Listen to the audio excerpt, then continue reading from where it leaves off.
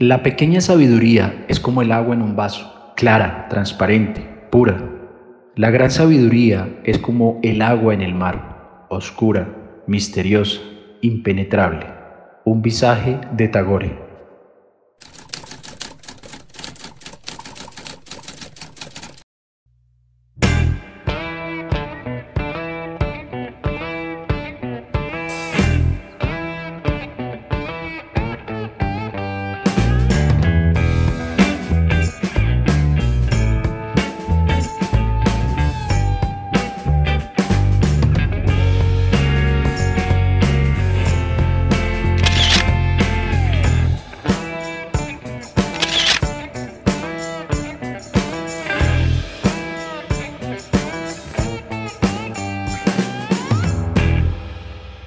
El invitado de hoy es del linaje de los despreciados.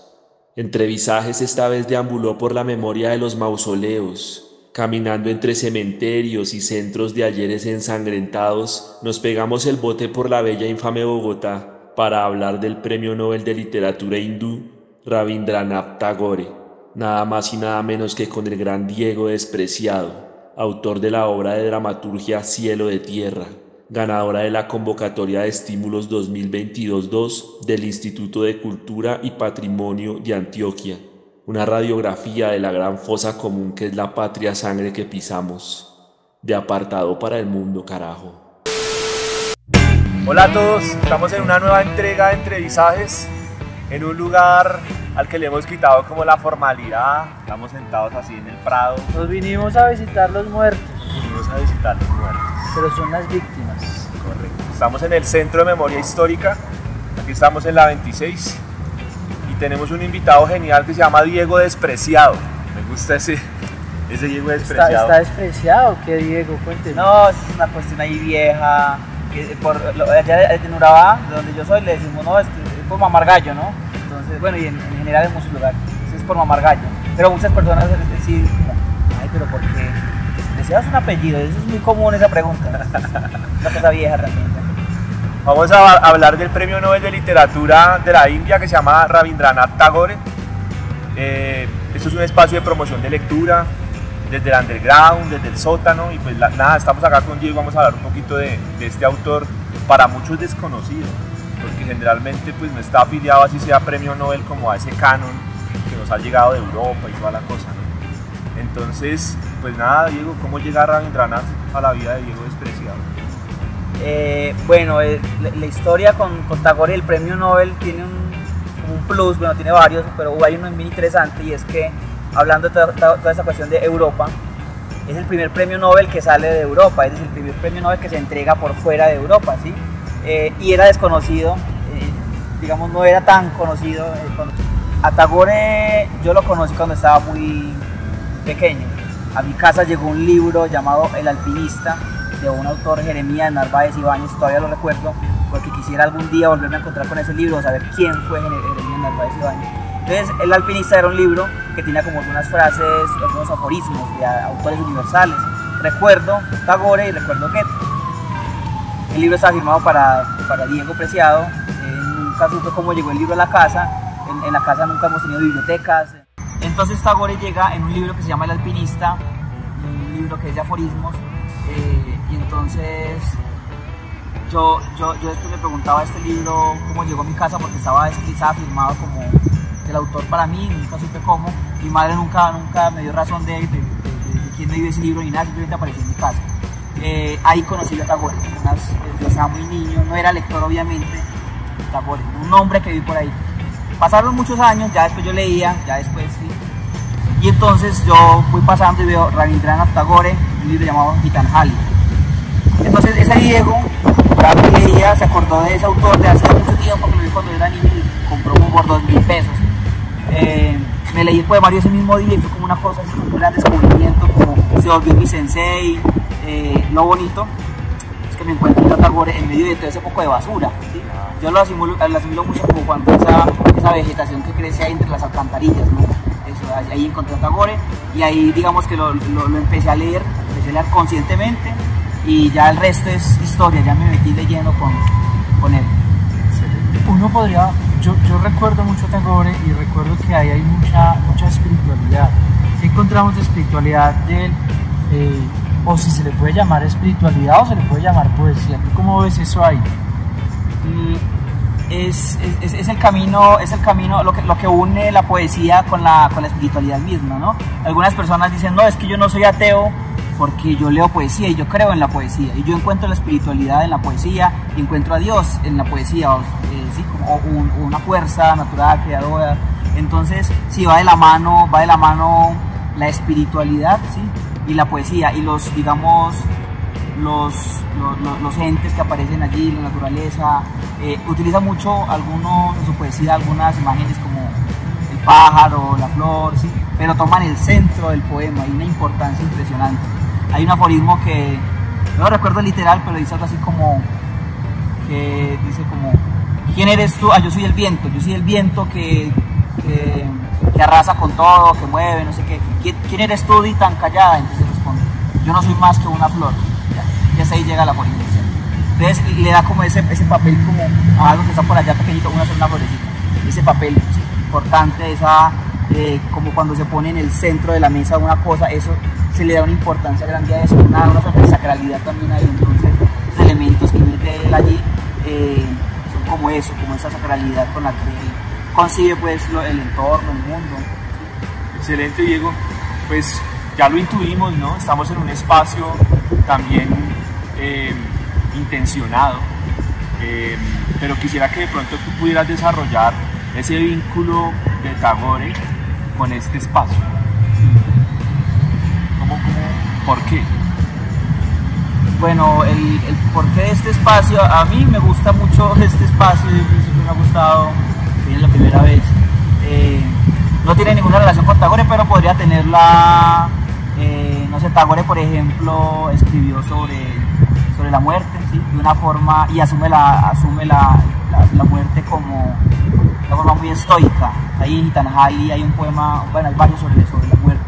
Hacia el final del poemario, estos Gitanjali lo traducen como ofrenda lírica en español.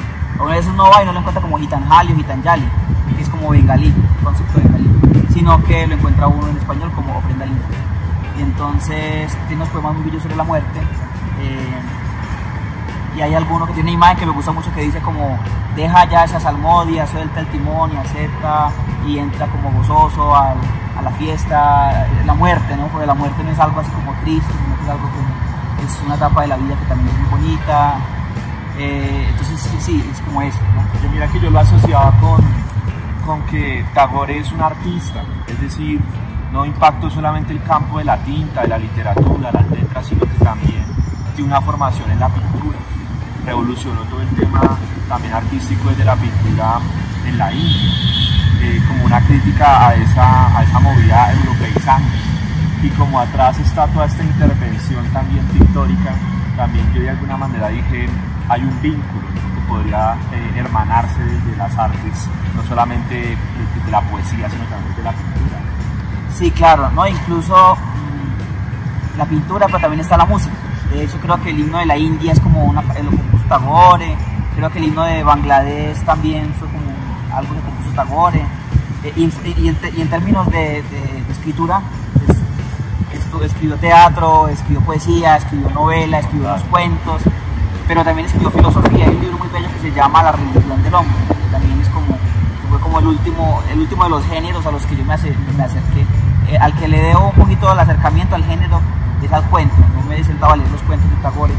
Tiene un libro que se llama, creo que Las piedras hambrientas, que es un libro de cuentos. Pero yo creo que ha estado más bien como que en la vida misma se da la oportunidad de hablar sobre la vida misma y encuentra, digámoslo así, el formato o la vía que le es más fácil o más fidedigna a lo que quiere decir el género, por decirlo así. Algunas veces se utiliza el aforismo. Hace poco leía yo por ahí uno muy bello que decía, yo no me des esto literal, pero decía algo así como que la fe es ese pájaro que canta en la oscuridad antes de la aurora, o que canta antes del amanecer, algo así. Sí, pero hay una cosa también muy especial en Tagore que luego van a copiar mucho, y es que su poesía o sus relatos. Tú nombras el cuento, es algo que luego desarrolla, pero en la poesía misma uno puede empezar a encontrar el relato breve, el minicuento, ¿sí? Esa poesía que impacta, que es como el haiku, que deja esa piedrecita y que rompe el vidrio. Entonces uno encuentra eso en Tagore. ¿Cómo lo ves tú ahí? Me sentí muy influenciado también a la hora de yo escribir, un lenguaje fresco, digamos los motivos también hacia los que él apunta, digamos la naturaleza, pero también a veces un poco hacia su pueblo, hacia la relación madre-hijo, padre-hijo. Hay como una cuestión ahí. Yo recuerdo por ejemplo mucho de El jardinero, un poema donde el niño le pregunta a su madre, o la niña, no me acuerdo. Entonces la madre le pregunta como, cuando yo era niña y jugaba con las muñecas, allí estabas tú. Cuando yo le hablaba a Dios, tú estabas ahí, siempre estuviste guardado a un ladito de mi corazón. Entonces mira ese motivo, ese es uno de los motivos que tiene Tagore. En Gitanjali hay uno muy bonito que es como el niño le dice a la madre como, madre, el niño vestido de ricas cadenas pierde por los atavios, por estar ataviado con todas esas joyas, esas cosas, pierde el gusto porque eso por temor a rozarse o a empolvarse, se aparta del mundo y se roba el derecho de entrar a la polvo, que lo aparta del polvo saludable de la tierra, que es la fiesta de este mundo. Entonces, otra vez ese motivo, ese diálogo ahí entre el niño y su madre. Sí, recuerda mucho la fábula, esa enseñanza al final, luego de estar en contacto, digamos que la fábula, muchos animales, pero que abarca como toda la naturaleza, ¿no? Entonces esa enseñanza al final de verdad que siempre es lapidaria y que le deja a uno una enseñanza que uno queda para rumiarla, ¿cierto? Para moler esa sensación más o menos una semana. Yo le había a Tagore me tocaba esperar una semana para que me entrara todo lo que le enseñaba a uno, sus cuentos, que yo les llamo cuentos, o su poesía misma. Claro, hay como unas grandes revelaciones ahí que uno encuentra en sus narraciones. A mí particularmente me llegó una que fue como para mí como un gran descubrimiento, una cuestión vital, algo que termina como direccionándolo a uno un poco en el momento en que uno lee y esa revelación, uno dice, pasan varios años y tú dices, pucha, lo que yo soy ahora, parte de eso es esto que yo leí. Entonces, por ejemplo, en una obra de teatro que él tiene que se llama El cartero del rey, que es bellísima esa obra, a mí me conmovió demasiado. Está como ahí, el niño está como enfermo y el papá le dice, no puedes salir porque el médico dice que tienes que guardar reposo. Y entonces el niño le dice, pero ¿por qué hay que hacerle caso al médico? Y el niño, el señor le dice, porque los médicos son sabios, los sabios se encierran mucho tiempo a leer libros grandes. Y el niño dice, no papi, yo no quiero ser un sabio, cuando quiera, ves esa montaña que está allá, yo quiero ver qué hay detrás de esa montaña, quiero ver todo lo que hay en el mundo. Entonces yo encuentro en Tagore una suerte de empirismo, ¿no? Ir al mundo, entrar en comunión con el otro, conocer todo, puede ser una suerte de vitalismo, ¿no? Que también está en ese poema que les comentaba un poquito de Gitanjali, ¿no? Que el niño vestido de ricas cadenas pierde el gusto porque por temor a rozarse o a empolvarse se aparta del mundo, ¿sí? Y se roba el derecho de entrar en la fiesta del mundo, ¿sí? En esa comunión con el otro. Entonces eso por ejemplo una gran revelación para mí, ¿no? Entonces, en esa obra del cartero del rey hay un personaje que me gusta mucho, es un panadero que pasa por allí y el niño está por ahí en la ventana y entonces, ay panadero, que quisiera ser como tú, porque yo creo que eres muy feliz, porque tú recorres muchos lugares vendiendo panes y tienes, es un vendedor de quesos creo, y tienes un pregón muy bonito y me imagino que todos los días vas y vienes por muchos lugares vendiendo, yo quiero ser como tú. Y él le dice como, no, tienes que encerrarte a leer porque tienes que ser un sabio, porque los sabios se encierran a leer. Dice, no, yo no quiero ser un sabio, yo quiero ser como tú, quiero recorrer los lugares que tú recorres. Entonces, esa suerte de vitalismo, sí, de empirismo también, termina siendo como una gran revelación que uno va a acumular. ¿Qué es esto? ¿Qué me acaban de enseñar, no? Entonces, a propósito de eso que tú ahorita que hablamos aquí detrás de cámaras, de formación base, no, ninguna, porque nunca quise ser un sabio, nunca quise encerrarme así, sino más bien como entrar en el mundo. Entonces es eso. Yo decía, como a veces uno dice, bueno, esta revelación que tuve en ese momento y parte de lo que yo soy ahora es producto un poquito de eso que le enseñó a uno ese autor. A veces me gusta hablar de Tagore no como un escritor, volviendo un poco ahora a eso, esa comunión con diferentes manifestaciones artísticas. Y yo lo veo más como un maestro, como un sensei, como alguien que te acompaña, ¿sí? Porque un escritor es como más alguien de oficio, ¿sí? Está ahí, pero además además Tagore fue un reformador social también, entonces digamos que es una persona que le entrega mucho a uno el conocimiento, más allá de que sea por medio de las letras, ¿sí? Pero lo importante es como todo ese conocimiento que te revela, ¿no? Hay algo que en lo que mencionas, que yo de alguna manera también voy vinculando, cómo se puede hallar también la belleza en lo simple, ¿no? Sin tanta pretensión, ¿no? Tú hablabas ahorita de una flor allá escondida, de algo que está allá en la oscuridad, que pasa desapercibido para el mundo y que de repente cobra una importancia superlativa en la poesía de Tagore. Le enseña a uno que las cosas minúsculas también son preciosas y que a veces uno como que en búsqueda de las pretensiones y de lo macro como que se olvida de la exuberancia de la belleza de lo pequeño. Y lo otro también que me parece genial es lo que tú dices. Cuando uno lee las diferentes biografías de Tagore siempre encuentra que es eminentemente poeta, está vinculado con la poesía. Y la poesía, una de las definiciones más lindas que yo he escuchado de la poesía es que es la captura del instante. Entonces creo que cuando tú hablas de cómo te lo encontraste, cómo te capturó en cierto momento, cómo te volvió otra vez cuando ya pasaron los años y volvió nuevamente a ti de alguna manera, como que esas capturas de cada instante en diferentes periplos de la vida como que se van generando constantemente. Y creo que este es un poeta que es de la vida, ¿sí?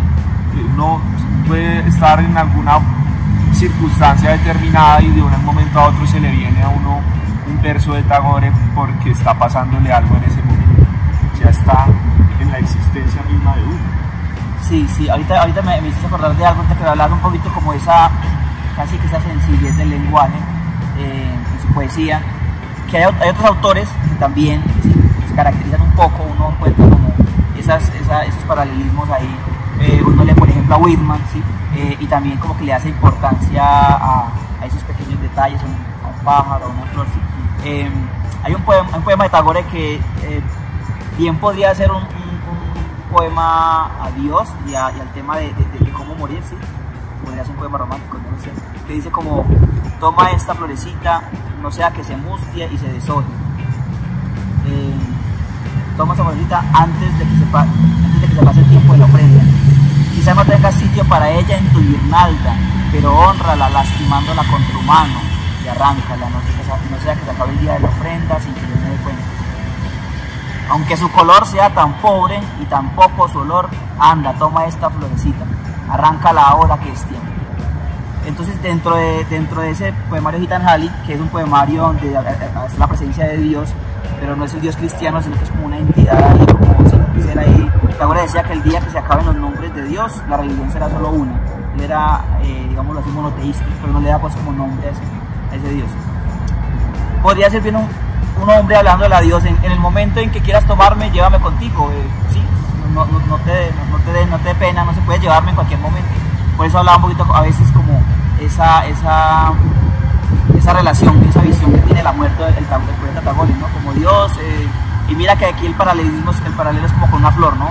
Puedes tomar esta flor, ¿sí? Y llevártela, no importa que su olor sea tan pobre, no importa que puedes, sí, como diciéndole a Dios, puedes tomarme y puedes llevarme contigo, ¿sí? Parte de Gitanjali, por eso se llama ofrenda lírica, es como a Dios, como ofrendarle versos, versos no, porque de hecho son como unos poemas en prosa, pero sí como esas imágenes poéticas. ¿Qué vendría siendo entonces para Tagore la poesía? ¿Tú qué crees? ¿Cómo ves eso? Yo no pienso, como decía ahora un poco, más que como un escritor, ¿sí? Yo veo como alguien que quiere expresar algo, contar algo, y se encuentra por ahí, digamos, los géneros literarios, ¿sí? Sí. Entonces, este es el género de la poesía, entonces, digamos, tradicionalmente se ha escrito así.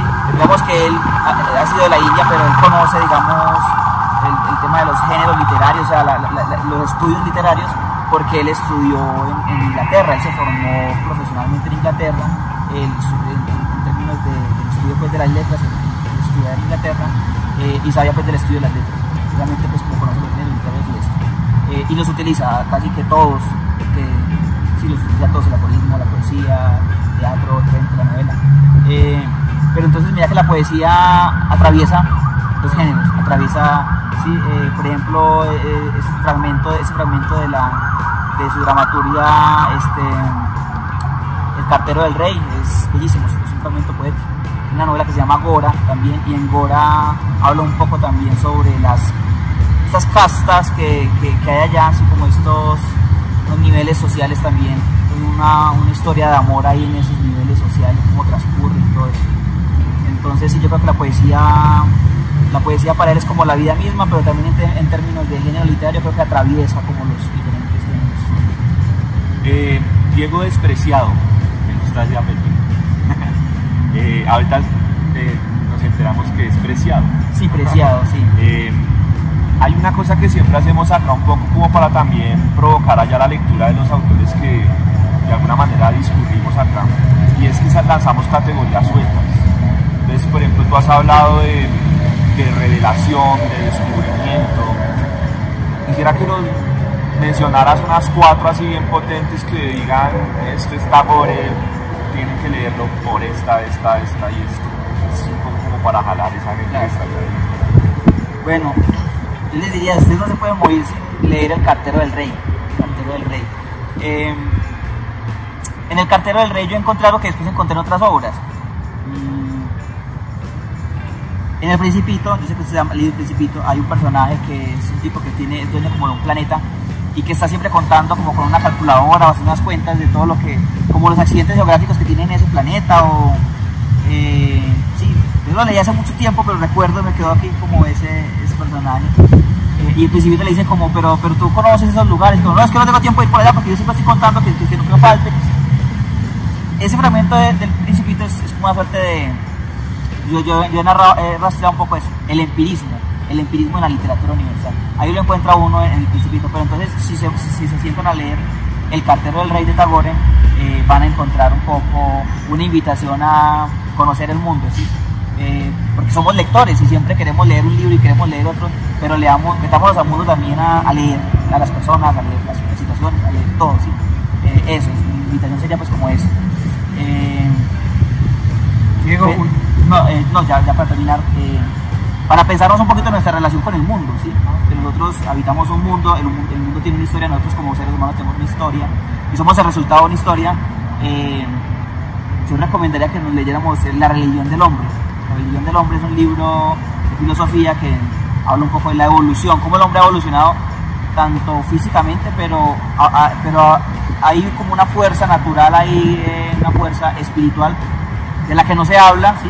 Como que la evolución del hombre es solamente algo biológico, ¿no? Pero él nos enseña que no, que hay algo ahí como espiritual que siempre va de la mano con nuestra evolución física. Entonces, sería bueno que nos fijáramos un poco a eso. Diego, nosotros también tenemos unos visajes, y los visajes van en relación como a tu obra. Mauricio nos estuvo comentando, yo no he leído a Diego, pero tengo que leerlo. No quiero ser como un gran sabio, pero me voy a leer ese libro porque me gusta poder transmitirme y andar de un lado para otro. Pero entonces, Diego, ¿cómo has visto esa influencia de Tagore en tu obra?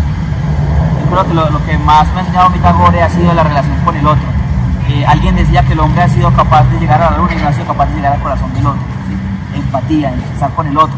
Entonces, cómo narra su Calcuta, su Bengala, él y sus personajes. No pone como una suerte de tela de juicio. Uno a veces habla de país, ¿no? Yo quiero estar en Europa viviendo, sí, porque es que este país tiene todos los pecados, ¿sí? y mi vecino tiene todos los pecados, ¿sí? Pero Tagore se acerca al otro, casi que nos hace entender que esa persona es el resultado de un proceso, ¿sí? Del que hace parte, ¿sí? Entonces lo mira como digamos, sin ese prejuicio, como que no entra con un juicio ante el otro, ¿no? Vamos a entender al otro, vamos a comprender al otro. Entonces él narra pues como le gusta pues como narrar un poco su pueblo, ¿no? Su pueblo. Que tú lo tomas en tu obra. Sí, entonces yo por ejemplo en algunos poemas trato de narrar un poco las personas, sí, lugar de donde yo vengo, hay un poemario que yo tengo que se llama Postales de Urabá y del Valle del Sino, y allí escribo un poema sobre un mototaxista. ¿Sí? Alguna vez me ponía yo a pensar, bueno, y un mototaxista nunca es un motivo de un poema o de un cuento, casi no, ¿sí? Está en nuestro paisaje. Y lo cogemos para ir a la universidad y le pagamos 2.000, 3.000 pesos y ya suerte, ¿sí? Entonces, cuando yo escribí ese poema, yo dije, eso es un regalo que me ha dado mi Tagore, poder poner la mirada yo en este personaje, ¿sí?